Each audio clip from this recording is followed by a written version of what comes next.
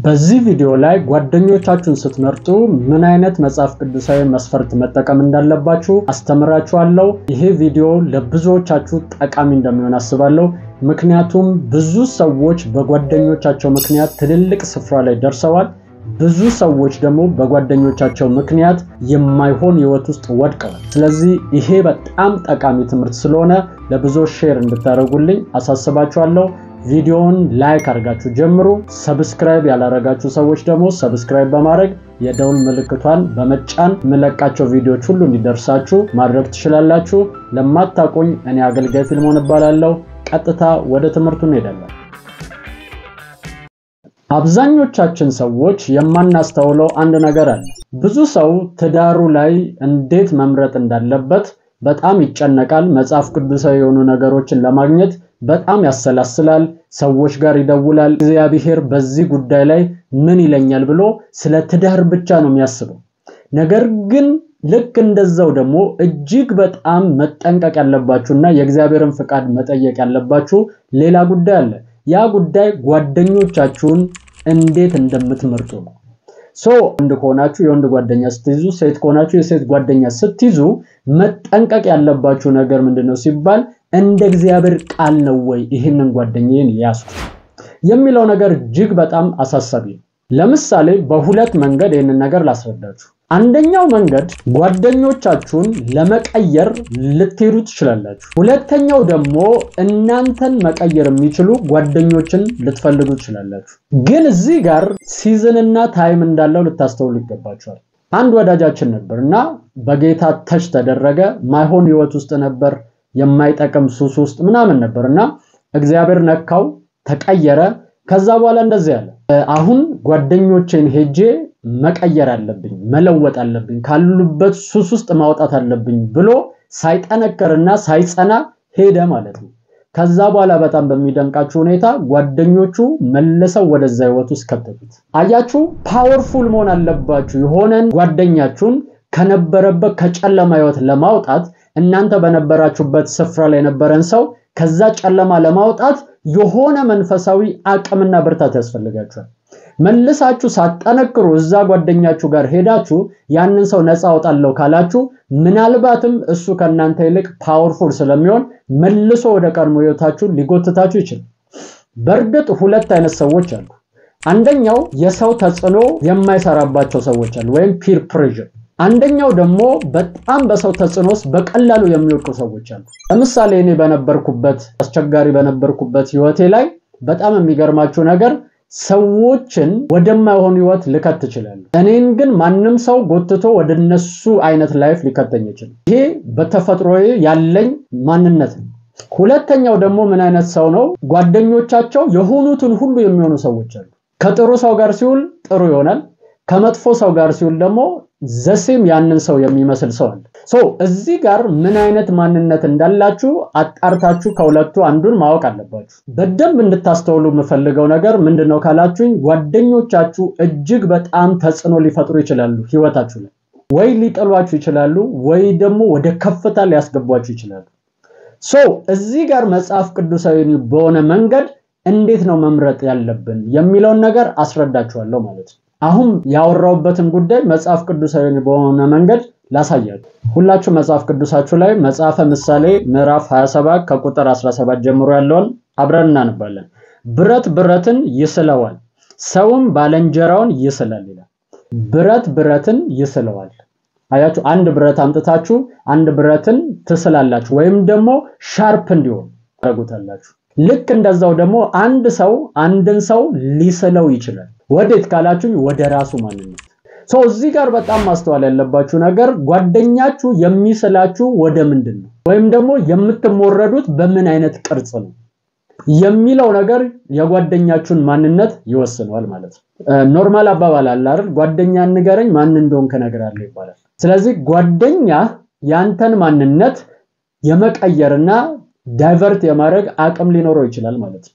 ጓደኛችሁን ስትመርጡ የመጀመሪያ መጠቀም ያለባችሁ መጽሐፍ ቅዱሳዊ መስፈርት ምንድነው ካላችሁኝ፣ እጅግ በጣም በእናንተ ውስጥ ላለው ነገር የሚጠነቀቅና በእናንተ ውስጥ ያለው ነገር የሚያከብር ጓደኛ ሊሆን ያስፈልጋል።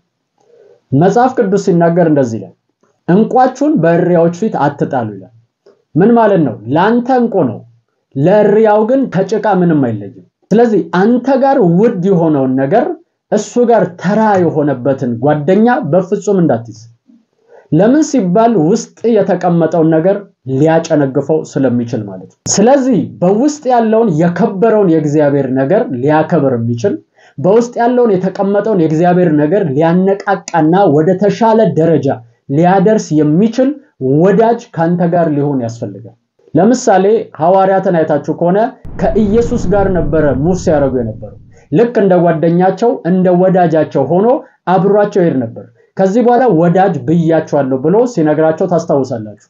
ስለዚህ አብሯቸው ሙቭ ያደርግ ነበር። በጣም የሚገርማችሁ ነገር ግን ኢየሱስን ተከትለው አላፈሩም።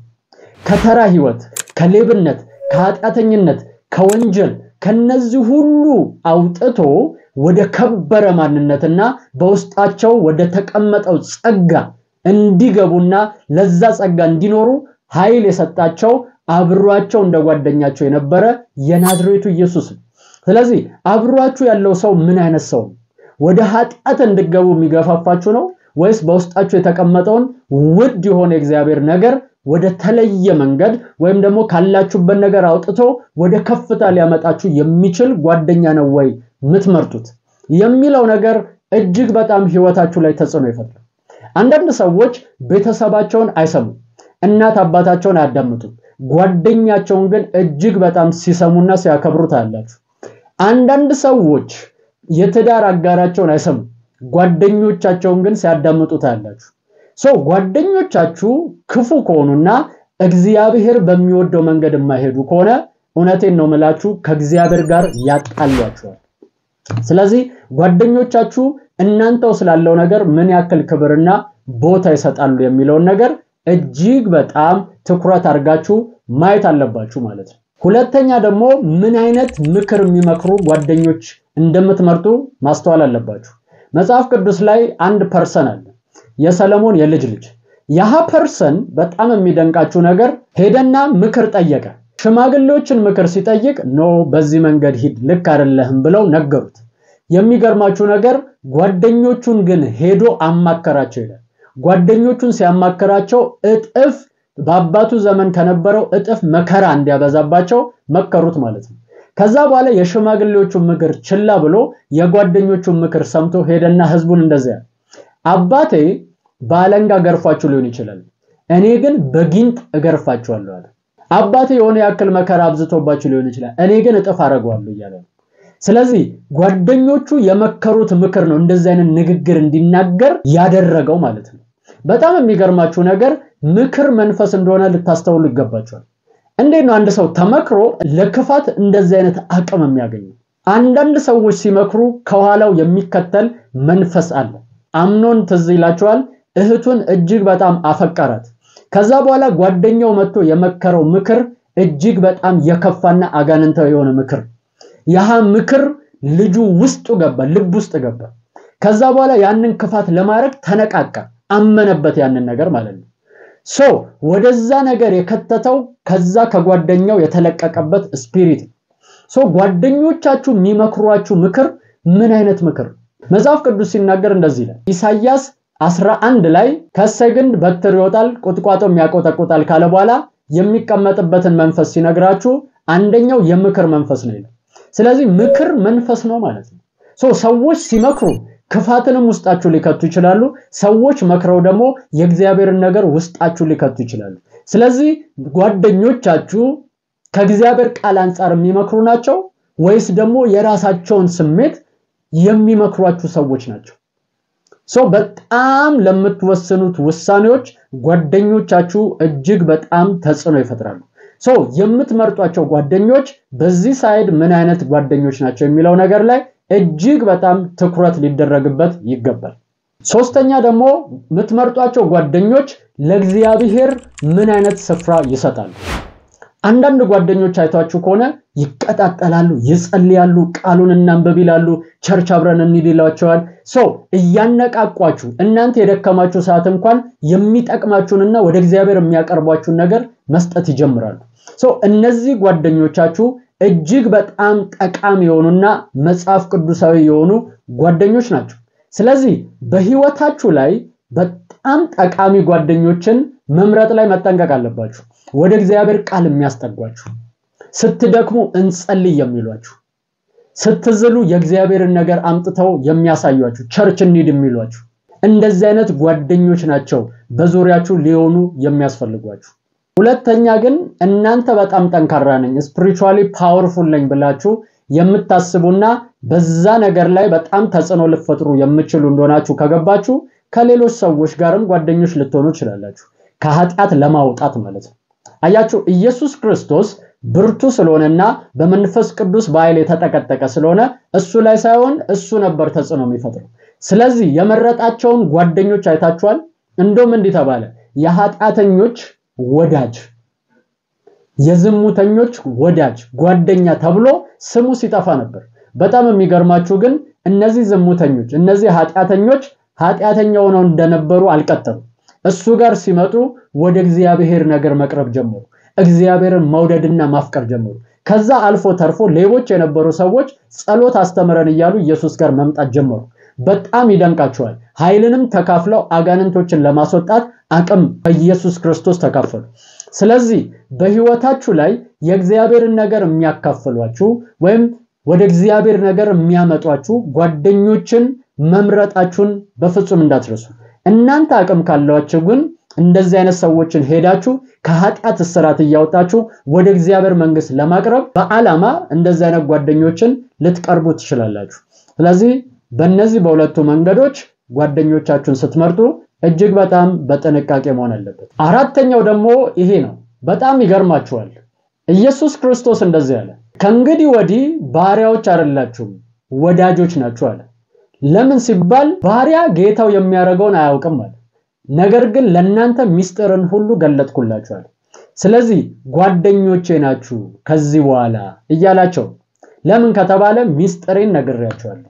ስለዚህ ጓደኞቻችሁ ሚስጥራቸውን የሚደብቁ ወይም ደግሞ የሆነ የተደባበቀ ነገር ያላቸው ሰዎች ሊሆኑ አይገባም።